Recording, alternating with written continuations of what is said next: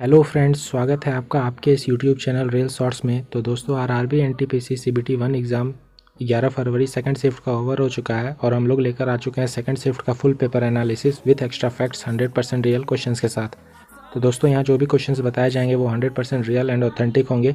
साथ ही साथ extra facts भी बताया जाएगा जो कि आने वाले शिफ्ट्स के लिए बहुत हेल्पफुल होगा। इस वीडियो में हम लोग देखेंगे कि आज के पेपर का लेवल कैसा रखा गया था, रीजनिंग, मैथ्स, जीके का लेवल कैसा रखा गया था, ओवरऑल डिफ़िकल्टी लेवल कैसा रखा गया था और अगर आपका इस शिफ्ट में आज एग्ज़ाम था तो गुड अटेम्प्ट कितना हो सकता है। तो वीडियो अच्छा लगे तो लाइक कर दीजिएगा और चैनल को सब्सक्राइब करके बेल आइकन प्रेस कर लीजिएगा। तो चलिए दोस्तों, शुरू करते हैं।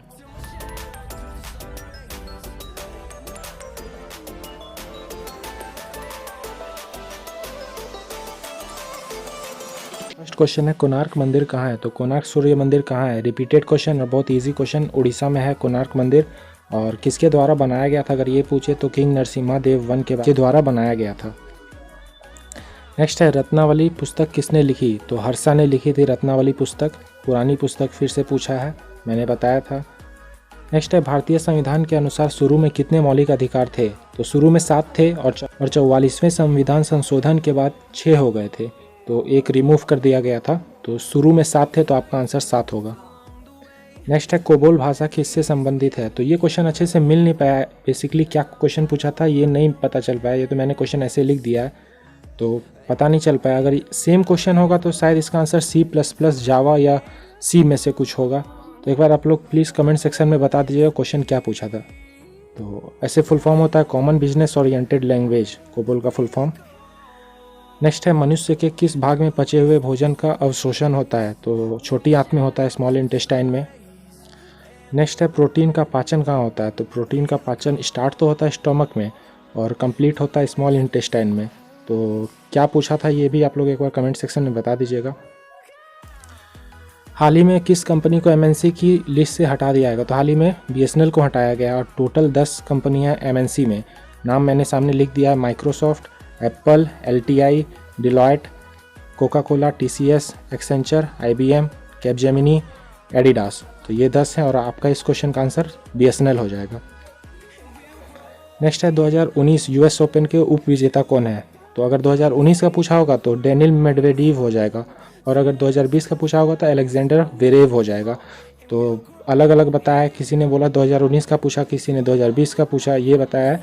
तो आप लोग देख लेना। और 2019 का विनर अगर पूछ ले तो राफेल नडाल थे। नेक्स्ट है, प्रधानमंत्री किसान सम्मान निधि योजना कब लागू हुई थी? तो ये लागू हुई थी 1 दिसंबर 2018 को। तो 2018 के बजट में लागू हुई थी ये। यूनाइटेड नेशंस में कौन सा अंग नहीं है? तो टोटल 6 अंग हैं।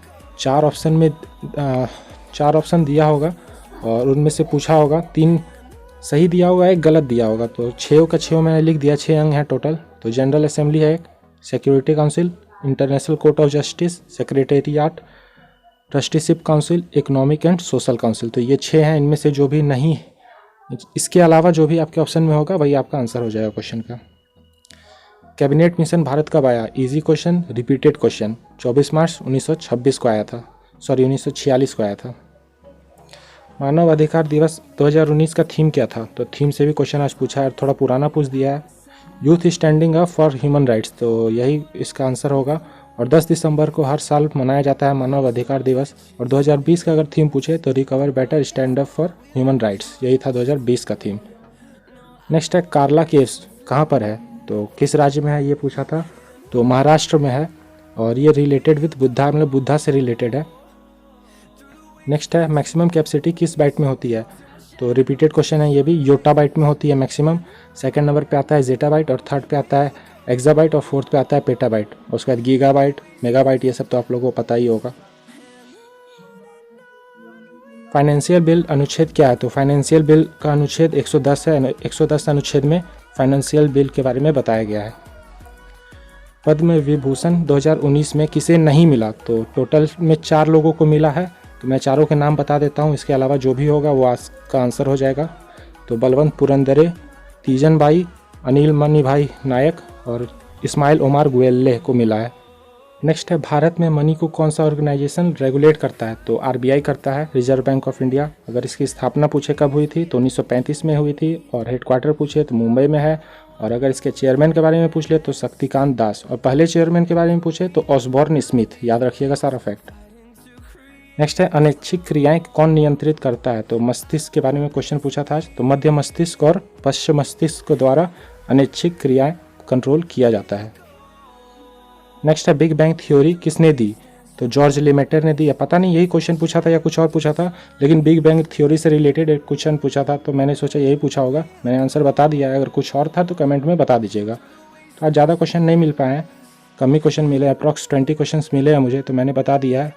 मैथ्स की बात की जाए तो मैथ्स भी ईजी आई थी आज, और ट्रिगो से 3 क्वेश्चन थे, प्रॉफिट एंड लॉस से 2 क्वेश्चन थे, टाइम एंड वर्क से भी 2 क्वेश्चन थे, और मेंसुरेशन से भी 2 क्वेश्चन थे। मैथ्स का लेवल ईजी रखा गया था।